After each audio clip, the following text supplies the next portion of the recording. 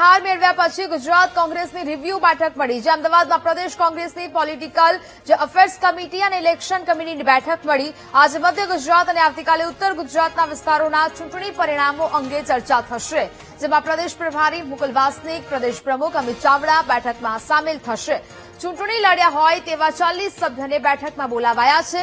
ચૂંટણીમાં નિષ્ક્રિય રહેનારા નેતાઓના નામ પણ મંગાવાયા છે। પક્ષ વિરોધી પ્રવૃત્તિ કરનાર નેતાઓની હકાલપટ્ટી કરાશે। તમામ ઝોનની રિવ્યુ બેઠક પૂર્ણ થયા બાદ હવે પ્રદેશ સંગઠનમાં પણ મોટા ફેરફારની સંભાવનાઓ છે તે જોવા મળી રહી છે, એટલે કે મોટા ફેરફાર જોવા મળી શકે।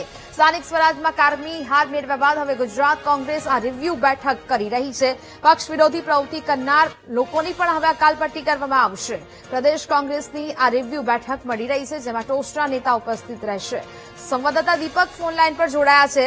દીપક, સ્થાનિક સ્વરાજમાં કોંગ્રેસની કારમી હાર મેળવ્યા બાદ હવે રિવ્યુ બેઠક મળી રહી છે, શું વિગત?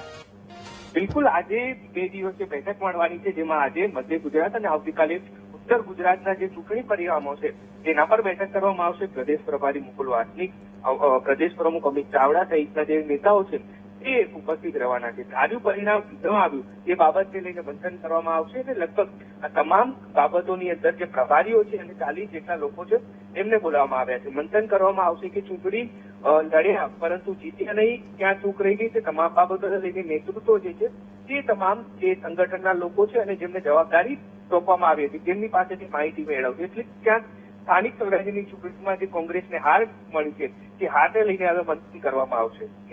બિલકુલ દીપક, જાણકારી બદલ આપનો આભાર।